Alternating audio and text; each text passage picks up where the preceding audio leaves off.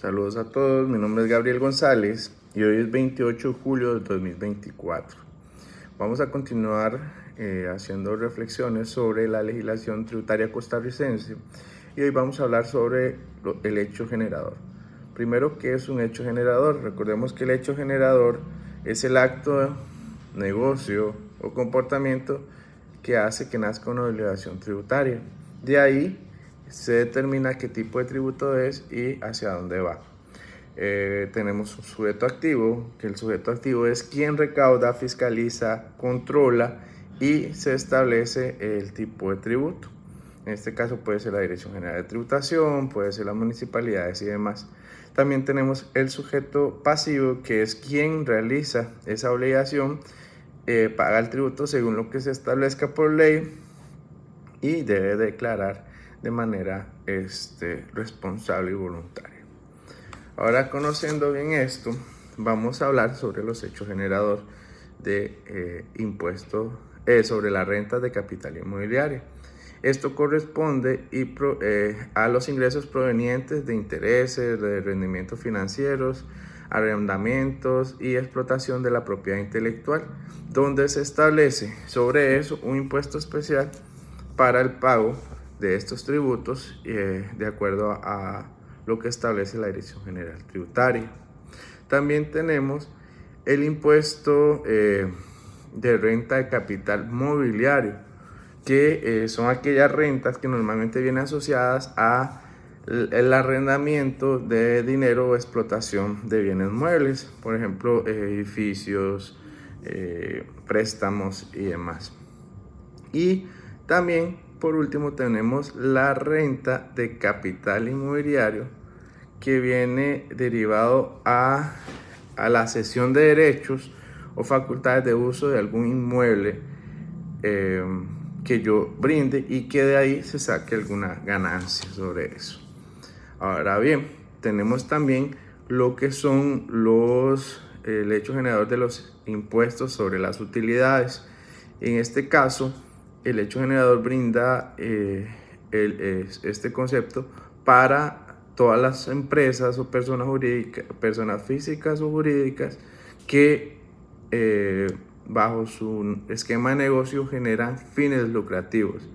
Es decir, que se excluyen las que no tienen fines lucrativos. Entonces, para esos casos, el impuesto sobre utilidades se declara una vez al año y se establece de acuerdo a la tabla establecida por tributación de cuánto es el porcentaje. Para esto se debe tener claro que el impuesto de renta bruta se debe reducir las deducciones, que las deducciones son aquellas actividades o gastos que se generan y que afectan directamente o contribuyen directamente a la obtención de los ingresos. Reducido eso, me van a determinar la renta neta y de ahí se saca el porcentaje de acuerdo a la tabla. También tenemos el hecho generador sobre el impuesto al salario.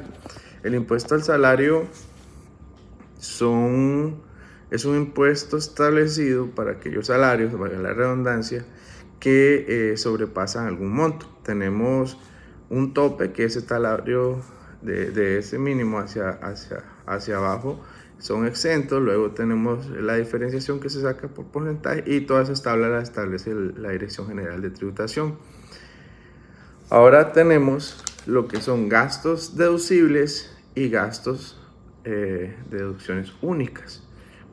¿Cuáles son los conceptos de cada uno? Bueno, lo que son los gastos deducibles, como dijimos, son aquellos gastos que van ligados a la actividad propiamente. Yo tengo, por ejemplo, una empresa de logística.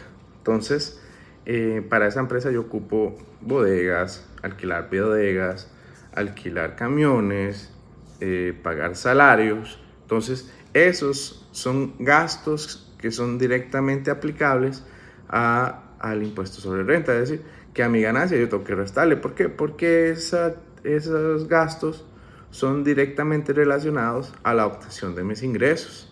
Entonces, ahí sí son deducibles. ¿Cuándo no son deducibles? Por ejemplo, dentro de ese mismo ejemplo, bueno, voy a tener la cena de Navidad con mi familia, o sea, que no es nada con la empresa, entonces lo registro, no. ¿Por qué? Porque ¿qué tiene que ver la familia o todo ese gasto adicional con lo relacionado a ingresos? Nada. Entonces ahí es un gasto no deducible y tengo que quitarlo.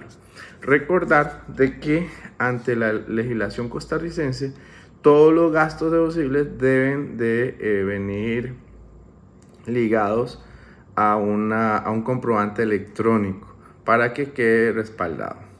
Ahora tenemos los gastos de deducciones únicas.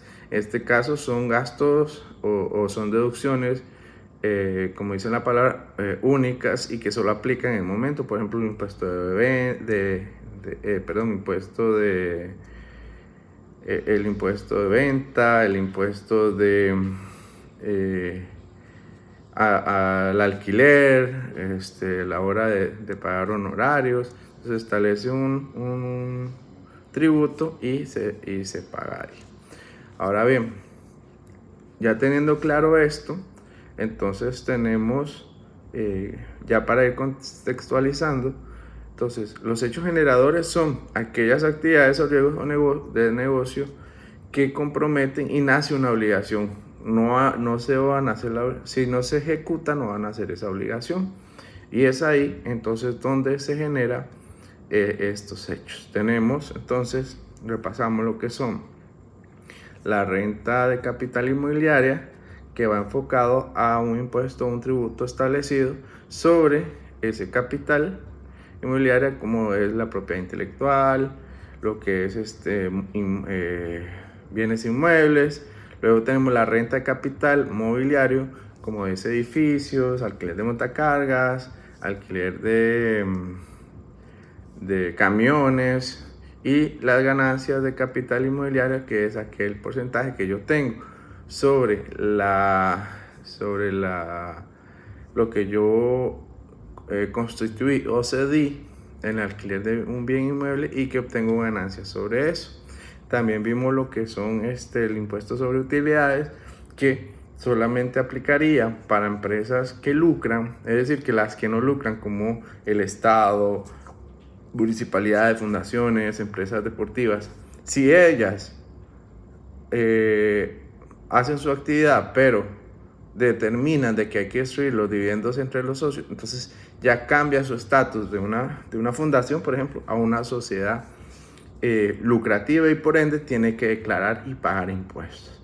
Y lo del impuesto sobre salarios, que aplica para todas las personas que reciben salarios y que, de acuerdo a la tablita que se puede consultar ante el Ministerio de Tributación, la Dirección General de Tributación, entonces se establece cuánto es el porcentaje que se paga. Entonces, ya con esto, tener claro también el tema de las deducciones, que aplica y que no, ¿verdad? Que son propiamente directas al tema del ingreso, y que todo excluir aquellas que no van ligadas, y siempre debemos tener un control sobre esos gastos que vienen respaldados ante un comprobante electrónico. Entonces, esto es lo que es la reflexión del día de hoy, y nos vemos. Hasta luego.